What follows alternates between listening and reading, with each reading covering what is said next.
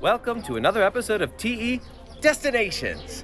I'm your host, Rob, and today we are in the magnificent city of Ephesus. Easily one of the greatest Roman ruins of any city you will ever see.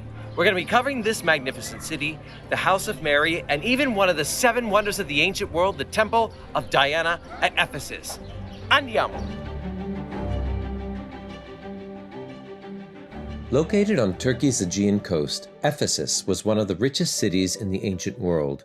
Founded by the Greeks, the city grew into a place of astonishing grandeur under Roman rule. Traders from every corner of the Mediterranean crowded its harbors, philosophers and preachers filled its streets with debate, and pilgrims flocked here to the great Temple of Diana. To start our day, we're climbing Mount Coressos. The centuries seem to fade away as we approach a modest stone dwelling hidden in olive groves. Legend recounts how the house sheltered the Virgin Mary in her final days. Pilgrims from around the world come here to sip water from a spring believed to have healing powers. Exploring the ruins of Ephesus feels like stepping straight into history's grand stage. Everywhere you look are reminders of the city's glorious past. We begin in the State Agora, the main square of the Greek city where politics and public life mingled under the Aegean sun. You can almost hear the lively debates echoing down the centuries between the colonnades. Nearby sits the Odeon, a miniature theater from 2nd century AD that lived a double life. By day, it was the Senate chamber where Ephesus's aristocratic council debated taxes and civil affairs. By night, it rang with music and poetry. Across the square, the Prytaneon housed the city's sacred flame, tended by priests. It symbolized the life of Ephesus itself. Stroll down Curatus Street and you're on one of antiquity's most glamorous boulevards, flanked by statues, temples, and shops selling everything from incense to silk. This bustling 210-meter thoroughfare was the Fifth Avenue of its day. Midway down stands the graceful Temple of Hadrian, with its curved pediment carved with gods and mythic heroes.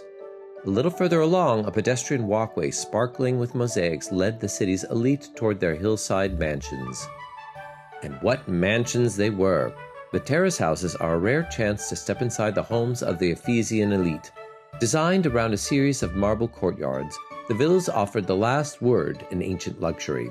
Think running water, private baths, even heated floors. Superbly preserved decorations make the houses come alive. Colorful frescoes and intricate floor mosaics rival the splendor of Pompeii itself. These sprawling homes still ring with the ambition of their former inhabitants. Can you imagine wealthy merchants sealing deals over wine, and senators scheming by lamplight in these opulent halls?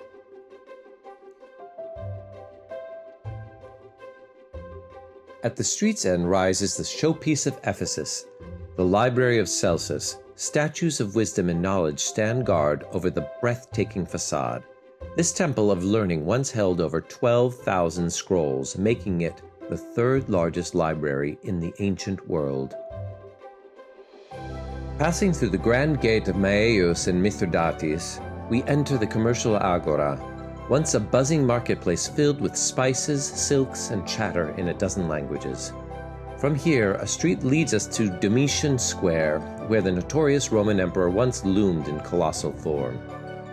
And then, wow, the Great Theater. Imagine 25,000 people packed in here cheering on gladiators, listening to music echo through the marble seats, or watching dramas under the open sky. The acoustics are so perfect that even today, a whisper on stage can reach the back row. St. Paul's fiery sermons once sparked such outrage here that a furious mob was incited to riot. Beyond the city lies the Temple of Artemis, one of the seven wonders of the ancient world. Sources speak of a temple so dazzling that it rivaled the pyramids. Today, only a single column remains, topped by a stork's nest, a haunting image of time's relentless passage.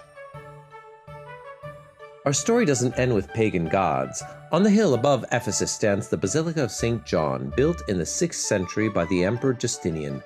The church was laid out as a great cross crowned with domes, inspired by the Church of the Holy Apostles in Constantinople. Tradition holds that John accompanied the Virgin Mary on her journey to Ephesus, where he wrote his Gospel. Nearly 2,000 years on, his simple tomb remains a focal point of pilgrimage. Just downhill, the Isa Bey Mosque carries our story forward again. Built in the 14th century, it's one of the oldest surviving mosques in Anatolia. Step inside and you find a lofty space beneath two great domes, divided by soaring ancient columns taken from earlier buildings. Its blend of Seljuk and Byzantine influences makes it a living bridge between worlds, proof that Ephesus's spirit of cultural fusion lived on long after Rome's fall. Thanks for watching our video, and a special thanks to Through Eternity Tours. Please remember to like, comment, share, subscribe, and click on that bell when you want to be notified of any new fabulous content that we have uploaded. Ciao!